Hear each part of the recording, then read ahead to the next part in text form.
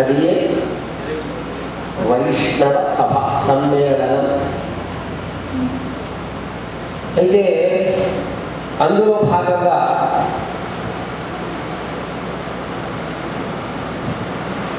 వైష్ణవ విషయంగా గీతాచార్యుడు అనేక చక్కనైనటువంటి ప్రబోధనలు చేశాడు. ఎక్కడ యుద్ధం సమీపిస్తోంది, యుద్ధానికి బయలుదేరాడు. అక్కడికి వెళ్ళి నేను యుద్ధం చేయనన్నాడు. పరీక్ష హాల్లో కూర్చొని హస్తపత్రం చూసిన తర్వాత నేను పరీక్ష రాయను అన్నట్టుగా ఒప్పుకున్నాడు కదా కృష్ణ భగవానుడు. అంచేత ఆత్మనావ ప్రకృతే స్వభావాత్ కరోమి యత్ సకలం పరస్మై నారాయణాయేతి సమర్పయామి అని సర్వం శ్రీకృష్ణార్పణమస్తు. చిట్ట చివర కృష్ణుడికి సంధ్యావందనాన్ని సమర్పించాలి. భగవత్ కైంకర్య రూపం సంధ్యావందనం అనేది చెయ్యాలి. కానీ చేస్తే పుణ్యం రాదు, చేయకపోతే పాపం వస్తుంది. కనుక అలాంటి చక్కనైనటువంటి భక్తి భగవంతుణ్ణి మనం చక్కగా పొందడానికి ఒక నాద లాంటిది. అలాంటి భక్తి ద్వారా మనం పరమాత్మను సేవిస్తే, భక్తి అంటే ఇంకోసారి మరలా చెప్తున్నాను, భగవంతుణ్ణి మనమేమీ కూడా కోరకుండా చేయటం. భారతదేశం అంతా కూడా ఇతర మత ప్రచారకులతోనూ వారి పరిపాలనతోనూ వారు చేసే అరాచకాలతోనూ బలవంతపు మత మార్పిడులతోనూ ఉన్నటువంటి సమయం. అంతేకాకుండా జన సందోహం కూడా బాగా అశాంతితో ఉన్న సమయం. అటువంటి ఆ సమయంలో పునః శాంతిని స్థాపించడానికి, జన వాహిని జనార్దనాభిముఖం కావించడానికి కృష్ణ భక్తియే కవచంగా, ప్రేమ తత్వమే ఖడ్గంగా ధరించి అన్యమత విష లతలను ఖండించగా భక్త కల్గిగా నవద్వీపాన శ్రీ శచీదేవి జగన్నాథ విష్ణుల పుణ్య దంపతులకు 10వ సంతానంగా పాల్గొన మాసంలో పూర్ణిమ నాడు శ్రీ చైతన్య మహాప్రభువు వారు జన్మించారు. ఆనాటి గ్రహస్థితి ఇలా ఉంది. వారి తులాలగ్నం, ద్వితీయంలో శని, తృతీయంలో గురుడు, చతుర్థంలో కుజుడు, పంచమంలో రవిరాహువులు, షష్టంలో బుధుడు, సప్తమంలో శుక్రుడు, ఏకాదశంలో చంద్రకేతువులు ఉన్నారు. ఇది చాలా గొప్ప జాతకం. వారికి గొప్ప జాతకమే కాకుండా 32 మహాపురుషులు ఉన్నటువంటి సాముద్రిక లక్షణాలు కూడా ఉన్నాయి. వారిది ఉబ్బా నక్షత్రం. ధనుర్మాస వ్రతాన్ని ఆచరించి శ్రీకృష్ణ భగవానుని ప్రేమతో వివాహం చేయడం ఇవే. ఆ శక్తియుక్తులు నీ దగ్గర ఉన్నాయి. కాబట్టి మా గురుదేవుల యొక్క భక్తి సిద్ధాంతాన్ని నీవు ప్రచారం చెయ్యి అని చెప్పేశారు. అంతే. ఆనాటి నుండి కూడా వారు నవద్వీపానికి తిరిగి వచ్చినప్పటికీ కూడా ఇంటిపైన ధ్యాస లేదు, తర్వాత పాఠశాలపైన ధ్యాస లేదు, కేవలం భగవద్భక్తిలోనే ధ్యాసం పెట్టారు. అంతేకాకుండా హరినామ సంకీర్తన సమావేశాలను ప్రతి ఇంట ఏర్పాటు చేశారు. అయితే ఆ కాలంలో కొద్దిగా కొత్త భక్తిగా ఉంది అని కొంతమంది నిరసించారు. కానీ రాను రాను వారు కూడా ఈ సంకీర్తన మాధుర్యానికి లోనులై ఈ భక్తిని స్వీకరించారు. ఆ విధంగా భక్తి ప్రచారం కావిస్తూ శ్రీ కేశవ భారతి స్వాముల వారి దగ్గర వీరు సన్యాసం తీసుకున్నారు. ఆ సన్యాసం 1510వ సంవత్సరంలో తీసుకున్నారు. ఆ సన్యాస తీసుకుని 500 సంవత్సరాలైంది. ఆ మహోత్సవాన్ని మనం నేడు జరుపుకుంటూ ఉన్నాము. అలా సన్యాసం స్వీకరించి అనేక దేశ యాత్రలు చేసి దక్షిణ భాగ యాత్రలు చేసుకుంటూ వచ్చారు. అప్పుడే ఇక్కడ ఉన్నటువంటి రామానంద వారి కలిసడం కలవటం, వారితో ఆధ్యాత్మిక చర్చలలో పాల్గొనడం, తర్వాత కంచి, శ్రీరంగం ఇత్యాది పుణ్యక్షేత్రాలన్నీ దర్శించి మళ్ళా పూరి జగన్నాథానికి వెళ్ళడం.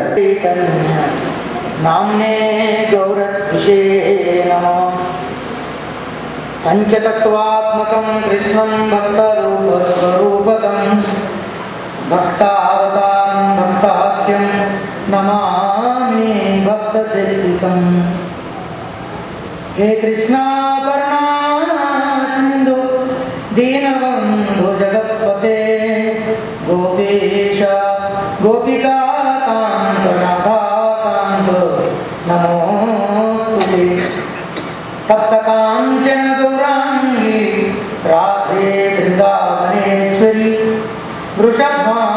నమస్తే దేవి ప్రణమామి హరిప్రియ. వేదిక అలంకరించినటువంటి పూజ్యులు శ్రీ చైతన్య మఠ ఆచార్యులు సెక్రటరీ శ్రీ శ్రీమాత భక్తి ప్రజ్ఞ మహారాజు గారికి, ఉపాచార్యుల సంఘ శ్రీ దామోదర మహారాజు గారికి, ఇతరులైనటువంటి ప్రజాపాలకు బ్రహ్మచారులకు సభలో అన్నిటికీ మూలం మనస్సే. ఆ మనస్సుతోనే వ్యవహారిక క్రియలు చేసుకోవాలి, పరమాత్మ క్రియలు చేసుకోవాలి, జన్మను కలిపి చేసుకోవాలి. ఉన్నది ఒకటే మనస్సు. ఈ మనస్సు లోపల పంచ తన్మాత్రలకు సంబంధించిన అనేకమైన విషయాలు పూర్వ జన్మలో జమ చేసుకున్నవితో సహా ఈ జన్మలోవి పనిచేయడం మొదలు పెడతాయి. పూర్వజన్మ సంస్కారం ద్వారా వెళుతున్నటువంటి మార్గంలో నడిచే మనస్సుని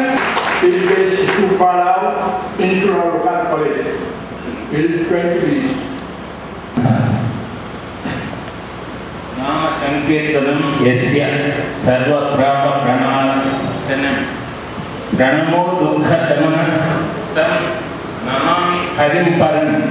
రాధాకృష్ణౌ కలౌ ప్రేమ మహాభావ ప్రసాదిపౌ ఏకభూత యత్ర వందే చైతన్యం కీర్తనంగా పెద్దలు చెప్పడం జరుగుతుంది. ముఖ్యంగా భగవంతుని నామ సంకీర్తనం పాపములను పోగొట్టుకుని భగవంతునికి చేసే నమస్కారం దుఃఖములను తొలగించును అని చెప్పేసి ఈ శ్లోకానికి తాత్పర్యం. మొత్తం భాగవత సారము భగవంతునికి నమ్రభావంతో ఉండి ఆ దూరం కావాలనుకుంటాం. అన్ని బంధనాల నుంచి విడిపోవడాన్ని ముక్తి అంటారు. ముఖ్యంగా అది భగవంతుని చేరుకోవడానికి ముఖ్యంగా మార్గం అని చెప్పేసి భావించడం జరుగుతుంది. భగవంతుని స్మరించుకోవడం వల్లనే ముక్తి లభిస్తుంది అని చాలా మంది చెప్పడం జరుగుతుంది. కలికాలంలో తపస్సు చేయడానికి ముఖ్యంగా సరైనటువంటి ఏకాగ్రత ఉండదు. యజ్ఞయాగాలు చేయడానికి ముఖ్యంగా వాక్కు సమర్థంగా ఉండదు. అదేవిధంగా అర్చన చేయడానికి ఉపకరణాలు లభించవు. కాబట్టి కేవలం భగవంతుని నామ సంకీర్తన ఒకటి చేయగలుగుతాం. అయినప్పటికీ అదే మనకు ముక్తినిస్తుంది. అట్టి భగవన్నామ సంకీర్తనమే భగవంతుని ఒక శబ్దరూపమైన అవతారము శ్రీ చైతన్యుడు. భగవంతునికి నామానికి నేర్పు లేదు. ఒక శబ్దాన్ని పలకగానే అర్థం కులిస్తుంది, ఒక అర్థాన్ని చూడగానే దాని శబ్దం కులిస్తుంది. కాబట్టి శబ్దార్థాలకు భేదం లేదు. భగవంతుని నామం కూడా భగవంతుడే.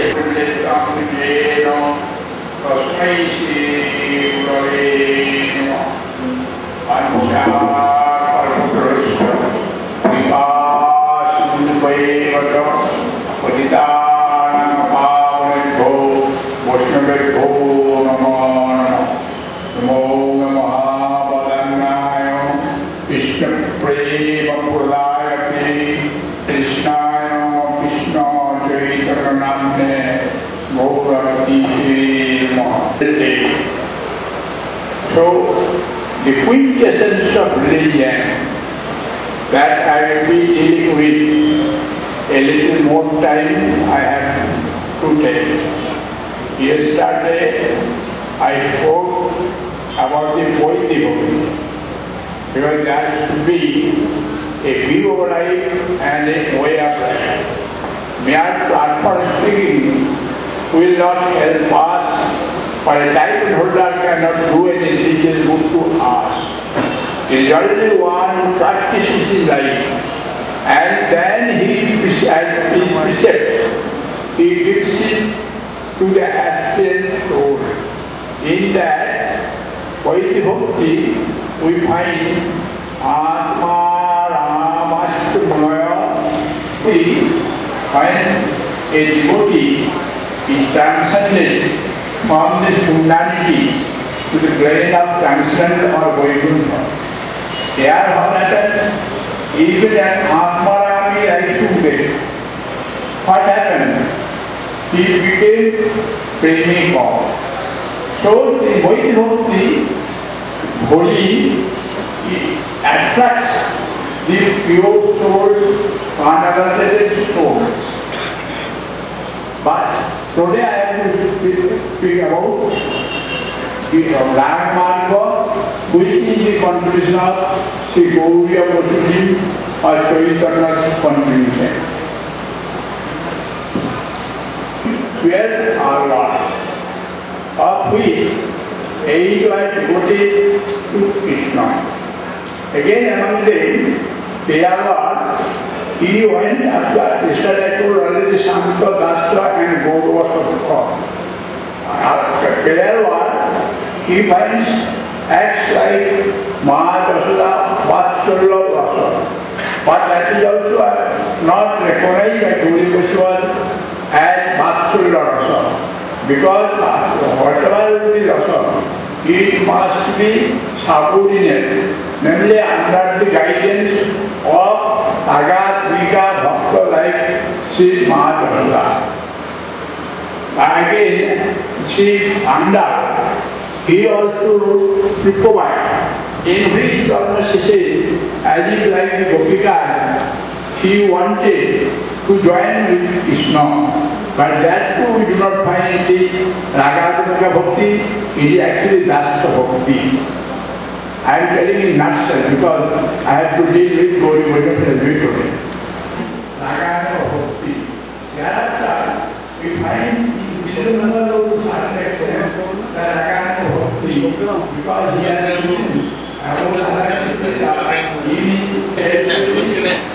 for the time, she joined he is also to certain extent has explained about this. But he could not go to now this because Paramahansa Chudamani. He must meditate different types of avatars. Then finally say, among all of them, or they all are manifested from Swayambhu Bhagavan, the fountain source, Sajat Vigraha, Sri Krishna.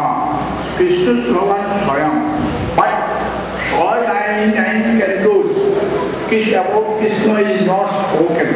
In the extent can only find Krishna's birth or descent. And Paramahansa Chudamani, Krishna to Bhagavan Swayam Vishayam Dashma Sambhava Parama Sambhava మిగిలిన 9 స్కందాలు ఎక్కడ కూడా కృష్ణుడి గురించి చెప్పలేదు. 10వ స్కందంలోని కృష్ణుడి యొక్క వివరాన్ని మళ్ళీ మనకి అక్కడి నుంచి ప్రారంభం చేశారు. In the Bhagavatam, 10th canto, we find a legend that Vasudeva, he married Sri Devaki Devi, and Kamsa, who was the future king of the Gujarat, he